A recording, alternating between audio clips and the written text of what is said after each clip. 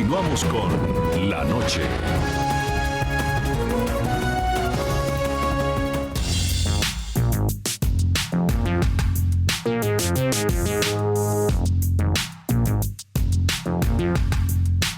Y a nivel interno, hablemos también ya de esa disminución contundente de poder al interior con las últimas votaciones que logró una asamblea de una mayoría calificada de la oposición. Frente al tema concreto de ese cambio, digamos, casi que impensable hace pues, un año o 2 años, en el que uno veía al señor Diosdado Cabello como amo y señor de la asamblea, haciendo lo que quería en esa asamblea, incluso permitiendo hechos de violencia dentro de la asamblea, como lo vivieron con María Corina Machado hace ya un tiempo, cuando incluso fue golpeada dentro de la asamblea ante la tranquilidad de todos los oficialistas. Hoy en día, esa asamblea, ¿hasta qué punto puede cambiar las reglas de juego en el poder interno de Venezuela? Bueno, yo no sé cómo va a ser Maduro para gobernar con esa asamblea. Para él va a ser, primero, eso es un régimen hegemónico. Ellos nunca han tenido cortapisas, nunca han tenido... Contradicción, la oposición, el otro, ellos no reconocen la existencia del otro y han podido hacerlo con todos los poderes públicos secuestrados. Ahora, el poder más importante, que es el de la asamblea, lo perdieron, y lo perdieron de manera calificada. Entonces viene la sustitución del Consejo Nacional Electoral y estoy seguro que la asamblea va a voltear la tortilla con el Consejo Nacional Electoral, que abre las puertas para cambiar el reglamento de referéndum revocatorio y todas esas cosas. Está el tema del fiscal, el tema del contralor, el tema del defensor del pueblo. Entonces, la asamblea con mayoría calificada en manos de la oposición es un instrumento de una fuerza superpoderosa. Es importante cuando existen este tipo de cambios internos, pues que la gente se entere. Si le restringe la televisión a la Asamblea Nacional, porque también cuando Diosdado Cabello manejaba la Asamblea, el presidente de la Asamblea tenía señal de televisión abierta cuando quisiera. En este caso está más restringida esta señal de televisión y han censurado la señal de televisión de la Asamblea ahora en manos opositoras. Bueno, el canal de la Asamblea no existe. Existe lo que publica el Nacional. Ajá. Y en las primeras de cambio hubo transmisiones de la Asamblea de parte de Globovisión, de Televen. O sea, salió al aire lo que estaba pasando ahí y todos los días sale algo. Sí. Y ahí por internet hay unos canales de televisión por internet que ves la asamblea en vivo. Porque, sí, el streaming. Sí, porque uno de los cambios más importantes es que antes no entraban los periodistas. Aquello era secreto lo que sucedía. Nos dejaron otra vez entrar a ver qué hacen los legisladores. Interesante en una democracia, ¿no? Bueno, imagínate, toda la democracia del mundo pasa esto. Entonces, bueno, ya lo que sucede allá adentro se conoce, sí, se sabe. Hay 1000 maneras de tener acceso a la información.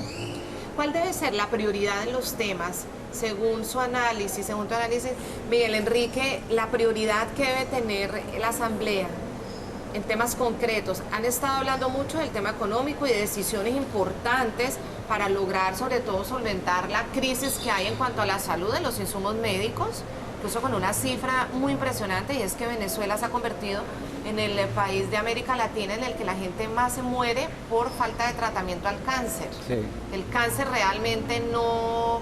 en Venezuela se volvió una tragedia tener cáncer, porque no hay forma de controlarlo, de obviamente manejarlo desde el punto de vista médico. Ellos ya han empezado a tomar decisiones. Pero ¿cuáles crees que deben ser esas prioridades de la Asamblea Nacional? Bueno, es que la catástrofe es tan grande que todo es una prioridad.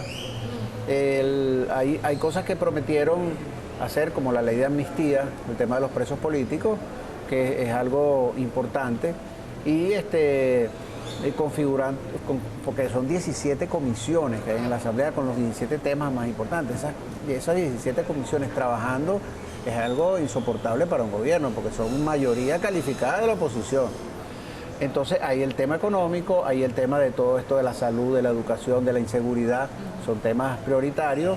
Entonces, hay que lograr que los ministros rindan cuenta, sino implementar sistemas de punitivos sobre los ministros que no rinden cuenta.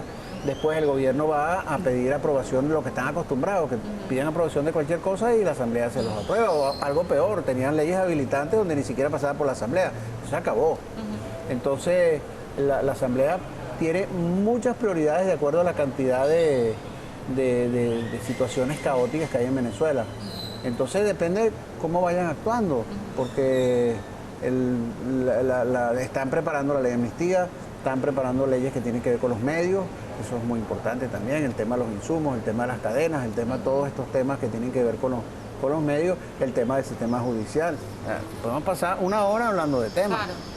¿Cuál Todo es la prioridad? es prioritario. La prioridad es todo. Sí. O sea, la prioridad es que se organicen. Claro. La prioridad es que no empiecen a trabajar caóticamente porque tienen demasiadas cosas, como un niño que entra en un palacio lleno de caramelos, entonces no Claro, sabe qué y hacer. yo también quiero en ese sentido preguntarte hasta qué punto realmente quienes han ocupado esos escaños y quien está liderando la asamblea está preparado desde el punto de vista democrático, pero enfrentando a un régimen que tiene de todo menos de democrático. Claro. Es decir, el fracaso no se lo pueden permitir. Es decir, si la oposición ya con la asamblea fracasa, ya yo creo que podemos entrar ya en el peor tema de negativismo frente al futuro de Venezuela. No pueden fracasar. La asamblea no va a fracasar. ¿Tú, O sea, ¿Tú eres optimista frente al trabajo de ellos y que van a sacar adelante la democracia en Venezuela nuevamente? No, eso no. La asamblea no va a fracasar por el camino que van. Hay gente con experiencia, Henry Ramos tiene mucha experiencia, están todos unidos, Julio Borges tiene muchas ideas para hacer cosas ahí, los partidos no tienen fisuras, no hay manera de romper esa unidad, porque bueno, pueden comprar un diputado, bueno, le quedan todavía 110. Entonces no hay manera de romper la unidad, no hay manera de sustituir la experiencia que tiene esa gente. O sea, hay un pacto para sacar a Maduro en 6 meses con un referéndum revocatorio desde un punto de vista constitucional. Todo está bien encaminado. Donde puede ocurrir algo es que Maduro no pueda gobernar con esa asamblea y la elimine del mapa, porque él va a no cumplir las decisiones de la asamblea. Y la asamblea va a aprobar leyes y ella no va a querer cumplirlas. Eso es lo que va a pasar. Entonces llega un momento donde entramos en un choque de trenes. ¿Qué va a hacer el gobierno? ¿Qué va a hacer Maduro? Actuar como actuaba Chávez, elimina la asamblea. Y el país, y la crisis económica, y los militares, y la comunidad internacional. O sea, ¿cómo va a manejar todas esas fuerzas que ahora las tienen en contra? Porque es que ni los colectivos los apoyan. Es decir, Maduro en este momento podemos decir que está encerrado en su propio laberinto. Está en régimen terminal. Él está en terapia intensiva con un cárcel terminal.